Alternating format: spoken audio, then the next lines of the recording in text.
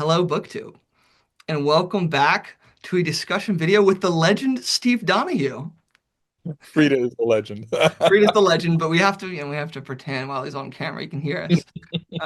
And today we're talking about, I don't want to speak for you, but as far as I can tell, one of your most beloved books. I think it was on your top 10 books video at some point in history, and that's translations, which we'll get into, of the Tale of Genji. Yeah, I love it. Absolutely love it. Spectacular. Now we are in a weird video where a 3,100-year-old critic is talking about a 1,000-year-old book with a 16-year-old. How does this, I mean, and that speaks to the multi-generational power of the Tale of Genji right there. Good Lord. Well, that's the first thing, I guess, is like, what is it like to read this book, across the planet 1,000 years later, and yet it still does that magical thing? I mean, Well, the question is much more pointed for you than for me. You just finished the first read of it. right? Yeah. So for those of you who don't know, I started my BookTube channel after I'd started the Tale of Genji, funny enough. So I started reading it like last October, Yeah, you and were engaged with it before you started your channel. I was reading it really slowly over time. And in some ways that was a good thing, in some ways it was not. The way it was amazing, um, is that the Tale of Genji is so seasonal. It's so non-Western, it doesn't have that arc. One word that I've heard a lot of critics, maybe even you have used before about it, is that it unfolds over time and it's cyclical, and these stories, characters pass away and then their generations carry on the story with maybe different facets of the personalities, and all of this is happening as the seasons are changing and poetry is being written that are alluding always to the changing of the autumn leaves or to the cherry blossoms or so on. So in a way, the fact that I read it over the course of around a year and got to experience all four seasons was really meaningful to me. And it really brought my awareness to everything changing around me as I was reading it. It was very much something that brought me in touch with like the poignancy of the changing seasons and all that. It was I would wonderful. think that'd be a really good way to read it, to just live with it for a long time. I've never done that. Mm. I would Yeah, think that would be a really good way. what do you think is the longest amount of time you've ever spent reading The Tale of Genji? An evening? A whole evening? You're trying to tempt me to use the phrase head injury speed, aren't you? I Every know. time I use that phrase, I get into trouble on Yeah, BookTube. you do. Sorry, I audiate and am going to prison for it. Yeah, yeah, it's funny. It was good. The times when I sat down with it and read it for 3, 4, 5 hours were the most pleasurable for me personally. You can't really just like 30 minutes in and out with this book. For me at least, I couldn't. I had to give it the large, and that speaks to, I think, probably the fact that it was written for people with copious amounts of free time. And like you say, not in the Western tradition. Mhm. It's Right. just things happening. Mhm. There's nothing, I mean, compare it with your other literary love, Moby Dick. I The mean, Moby second half Dick, of Moby Dick is constructed as a novel. It's not constructed as life. It's constructed as a story. exactly. Nothing like that in Genji. Nothing like that. And throughout all of Moby Dick, despite the digressions, despite the cetology, you feel that you are slowly moving unstoppably towards this final doom, this Right, feeling. And that's right. not happening in the Tale of Genji. There's just not that, conceit or whatever you want to call it. That's just not the way it's built. No, right. So Right. it's different. In Moby Dick, there is no, as a reader, you know that there is no chance whatsoever that Ishmael is going to say, well, I think I want to ship over to the Rachel and just I've had enough of the Pequod. I'm going to say goodbye to everybody and just ship over on the Rachel. And then the book continues with his adventures. And then they get back home and they discharge all their lays and Yeah. he has a little money and maybe he gets married and maybe he has a kid. Yeah. There's Yeah. nothing like that. You Yeah. know that's not going to happen. Mhm. You know, And oh, here we go. Oh, action. The Olympics. you So know I that's mean, not going to happen in Moby Dick. right. And that's But funny because you that's know, exactly what Genji does. Genji just goes to the beach and then falls in love and has a child there, and that child grows up to do this thing, and then you're following that. And but it's not, I feel like it wouldn't be right to call it digressive because that feels like there was supposed to be some sort of central arc, and that just doesn't feel like that's even there. And in a yeah, and way, to be digressive, you'd have to have something to digress from. exactly. Yeah. It's, Yeah. I agree. I don't know what the word would be, but digressive is not right. It wouldn't be right. It's so funny like that. Aggressive sounds like the author was distracted. Exactly. When that is not true. She is wholly present on every page. And that was magical to me. I didn't But what about the believe. parts of it that aren't magical?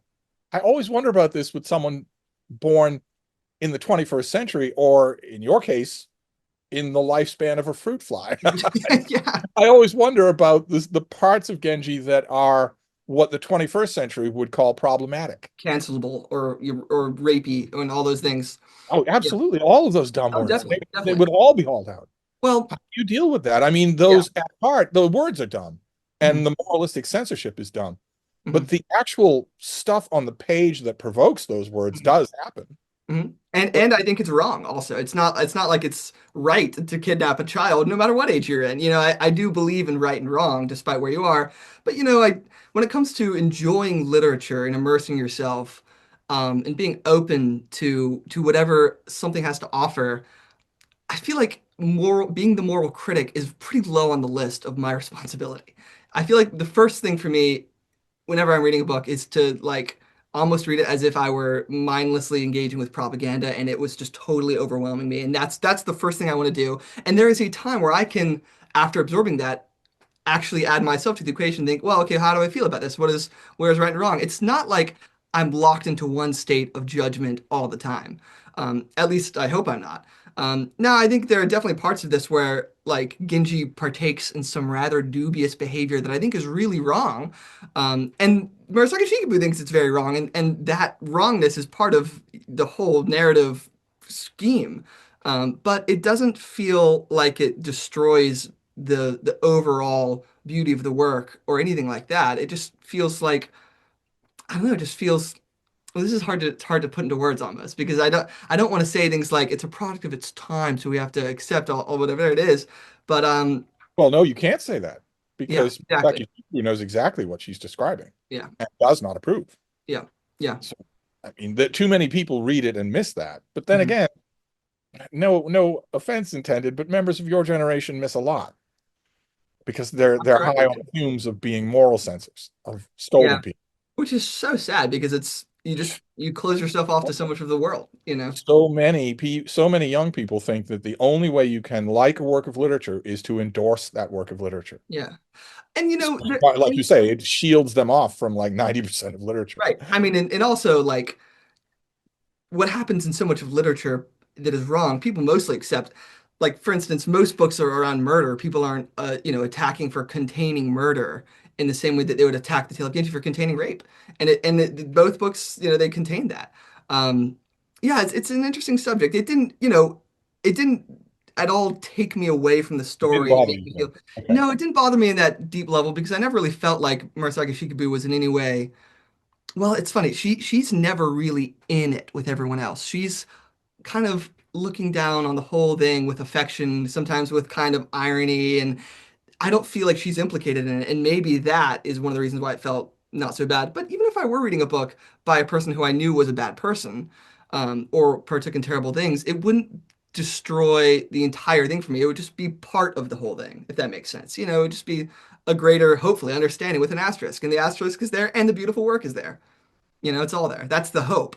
So, anyways, a great poem happens in the Tale of Genji, and I feel like, oh my gosh, that's incredible. And then, three paragraphs later, Genji does something abominable. I'm like, well, this guy's terrible. And that they can coexist.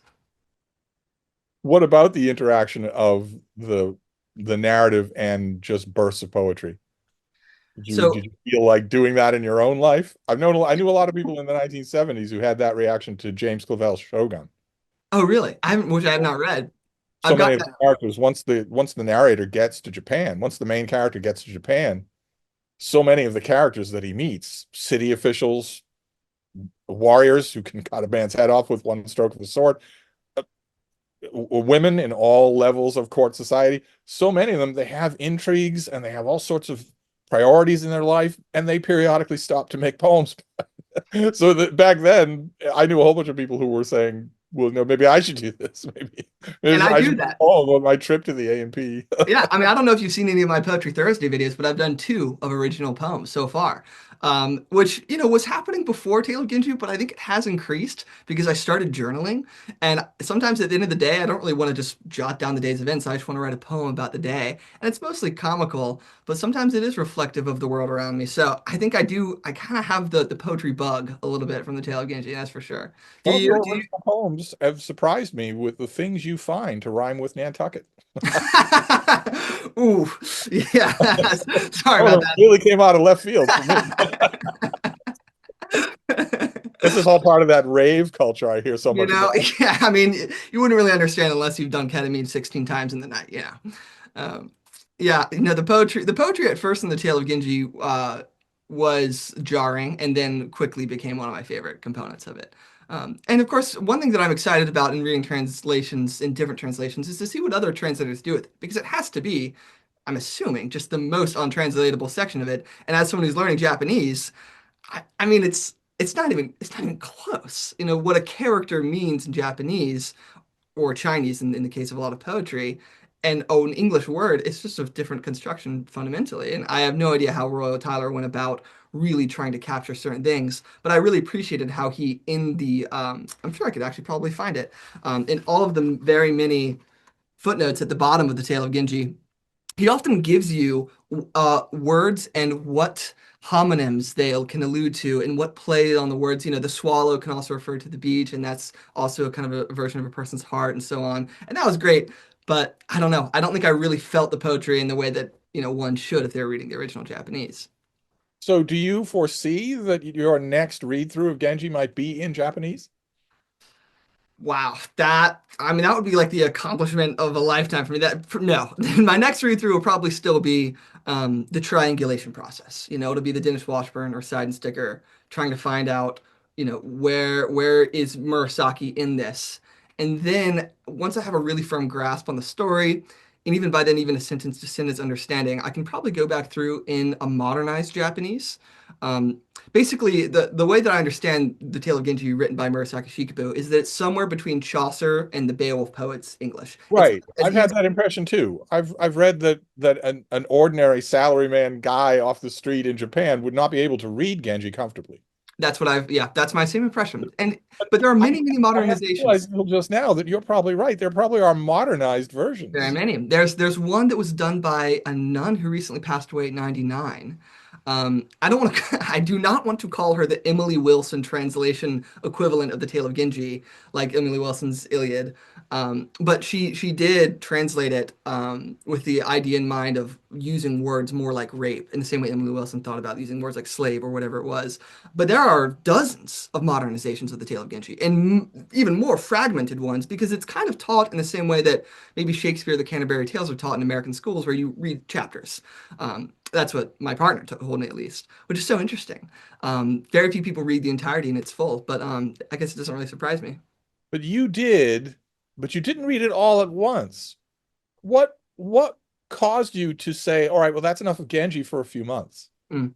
What caused you to, I can't imagine that. What would cause So you to do that? I think it was this. I think it was because I started BookTube while I had The root started of all Genji, evil. the root of all here, and here I am speaking to the devil himself. I thought we were going to need longer to get around to Christopher Russell, Right. but No, we've reached the bottom pretty quickly.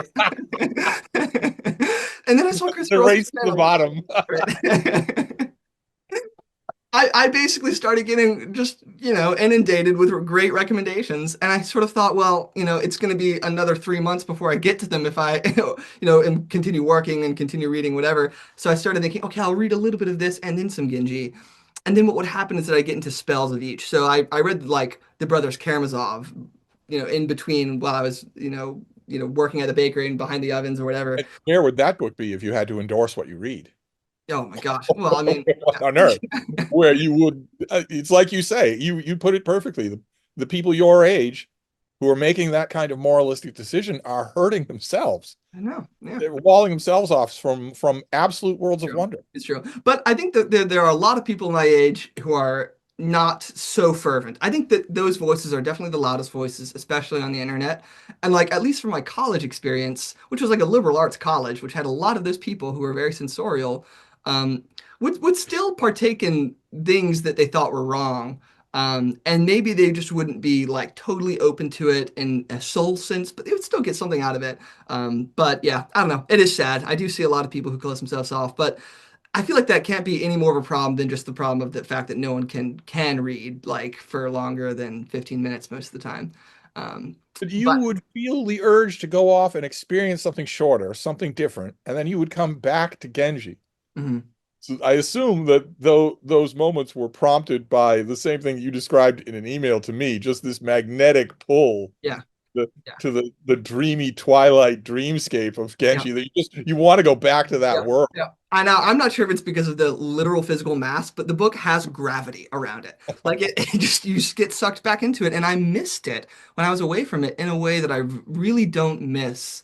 I don't really miss most books. I maybe have a fond memory of the time I read, Tom Sawyer at my aunt's house or whatever it was, and I miss that time period because it's nice. But I don't really like miss the world very often in any books. But I did with Genji.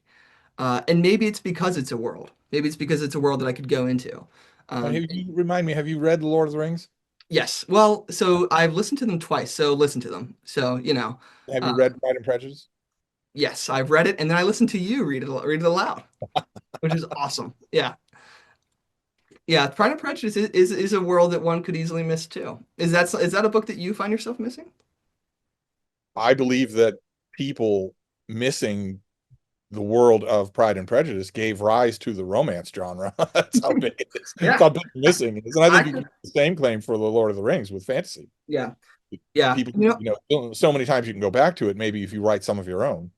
Mm, it's a funny thing. I've heard many, many stories from different people, and I think I've even mentioned this in a very early BookTube video of mine, of people who are going through periods of grief, find The Lord of the Rings just a great place to be for a while they're, going through something. It's fascinating. So the Tale of Genji was like that for me. It kept calling me back. There was a part of me that was like, I think a healthy sense of I wouldn't say shame or guilt, but some lower degree of that of like, oh, I want to finish it. I have that urge in me. I don't know. I don't really DNF books. I don't know why. Maybe I should. But I almost always find that the solution to me not really loving this section of a book that I'm in is that I haven't thrown myself into it enough most of the time. And if I spend the time with it, it will probably yield something that will make me enjoy or at least feel grateful that I went through it towards the end. Um, and when it comes to like a classic, I feel very confident in that because I kind of trust the world that has deemed it a classic, that there's something in there that is worth me spending my time. So I guess I don't really tend to DNF books. And I don't know, there are sections of the Tale of Genji where like for instance, I remember going through the chapter called The Maidens, and it was a time after I had taken a break and I came back to The Maidens, and it's just a huge cast of characters. And if for those of you who have not read the Tale of Genji, none of them are referred to by any personal names. They're all referred to by court titles or civil or military titles, which change as they progress in rank. And I was Talk just about lost. mercy to a translator. Oh my gosh, yeah, it's got to be so Translator will hard. make a world of difference for Mhm. Genji. Yeah. Some translators will decide, well, enough of that. I'm going to Mhm. name these characters. Obviously, Yep. I'm going to name these Yeah. characters. I'm writing for a Western audience, Yep. so I'm going to name these characters. I will appreciate that, I think. And but the other thing is that now that I've gone through the Royal Tyler and I've gone through the weeds of not knowing anyone's name, I feel like I'm ready for any Russian book now. No Russian book can be harder than that, despite the diminutives and nicknames. Um, Yeah, that's the equivalent with Russian books is right. the not only all the names of any individual man, but also all the diminutives and nicknames. Yep. I know. You Which either I have kind to of get used love. to them or you have to hope your translator doesn't, that your translator cleans them up. Right. Mhm. Yeah, and Did, it's did did reading Genji give you any thought to going to other Japanese classics? oh yeah. I mean, the Tale of Heike is hopefully will be the next ancient classic that I get to. And then of course the Tale of Genji is so elusive, and I want to go through the Tales of Issei at some point in my life now. And I feel like, and this is one of the wonderful things about going through something like the Tale of Genji, I feel like I sort of know that world a little bit, and at least have a radar for what's out there. The tale of the bamboo cutter, or whatever these stories are. There's so many references that I've lived with for so long that I feel like if I were to read them, I could, deepen my enjoyment of the Tale of Genji on another reread later down. So there are a lot of things I want to get into with Well, Japanese what literature. about the strangeness factor? I mean, when you are out and about with all of your vape head friends, Hmm. and you mentioned maybe books come up. I don't know why they would, but maybe you have literary friends. If You're books assuming come I up, have friends at all, Steve. I don't know why you're making such a jump. it's true. Yeah. I mean, I'm in a cellar right now. You're in a cellar.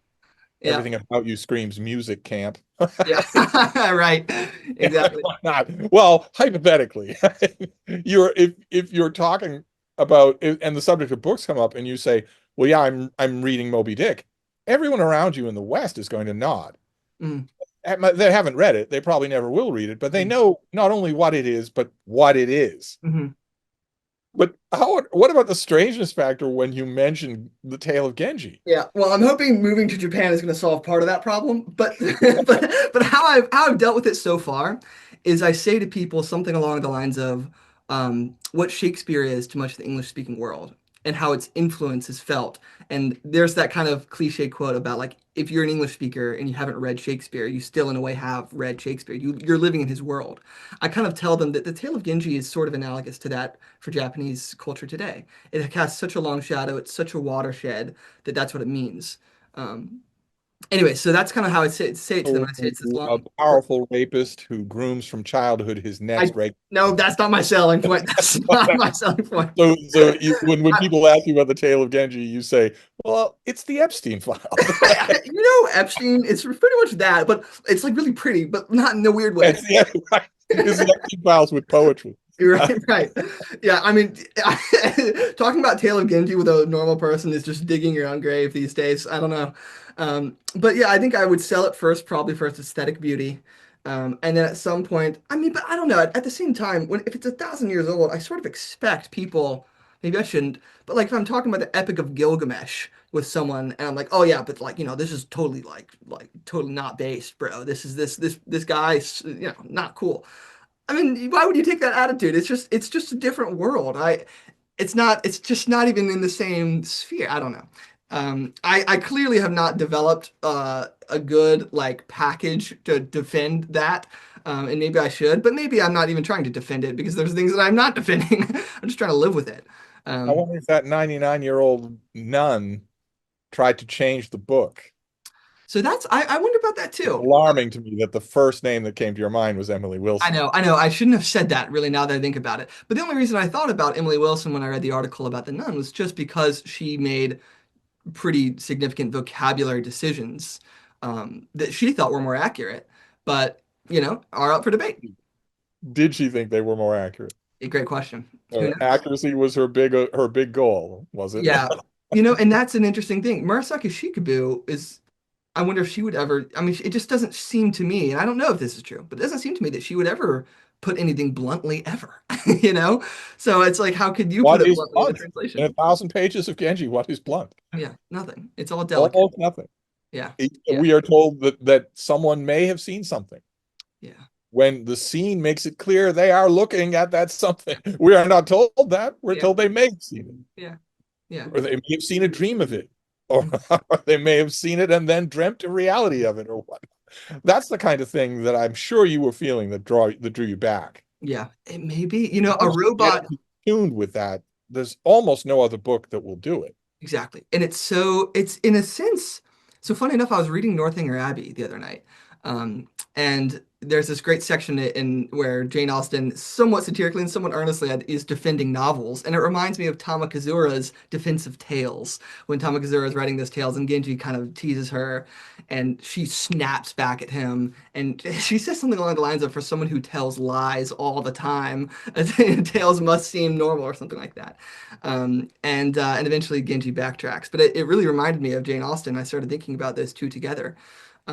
But both of them have that delicate sense of understanding people and humanity and know how to express something and paint a picture and evoke situations without having to say them. And it just makes it so magical. And a robot reading this book wouldn't know what the hell the fuss was about because it doesn't really seem to say anything in a sense, not in the direct way. Which is so maybe that's why So you said first Christopher Russell and now David Murphy. a robot. Today, aren't you? Do you know if David Murphy has David Murphy read the Tale of Genji? Well, you were just talking about the fact that he's mainly going to want to know in the chapter of the maidens about people's tax brackets. Good point. Yeah. Well, okay, I want to ask you though. How so you've read every translation, of course, but when did you I have first indeed. I when have did you indeed. I first had come? a wonderful, wonderful moment a long, long time ago. There was an abridgment of Tale of Genji, just a little trade paperback. And I strongly recommended the book to a friend of mine, and they said, "Oh, I found that book you were talking about. I found it at the Strand, and I'm going to read it." And I said, "Oh, that's great." And then, like very little time later, they read it. They finished it, Wow. which always makes me suspicious Yeah. because of the aforementioned reading speed problems that I Yeah. have with normal people. And I said, "You finished it already?" And the person said, "Well, yeah, it's just a 200 something pages Uh, because they'd found the abridgment." mhm. And my friend said on the phone, "God, I loved it. How I wish there were more of it."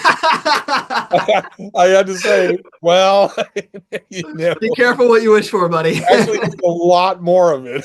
Wow, I mean that's the dream. Like, wow, that is truly a dream to have that experience. So at that point, um, now I don't know if this was what like 2000 BC or 3000 or something like that. The Arthur Waley one would have been out. Was this post Edward Sign sticker for you, or is I this read the Whaley one. I've read the Genji translations in English in order. okay? Okay, there you go. Uh, Interesting. Yeah. at least in order, in their own order amongst themselves. I read the Arthur Waley first. Which are astonishingly recent. I mean, only in the last 100 years, and I for the love it. last 2000 years, they haven't been available, or 1000 years, I guess, because it's 1000 I years. went on about it to friends of mine, and that led me to get the 2 volume hardcover box set, the original of the Side and Sticker Mm, gift.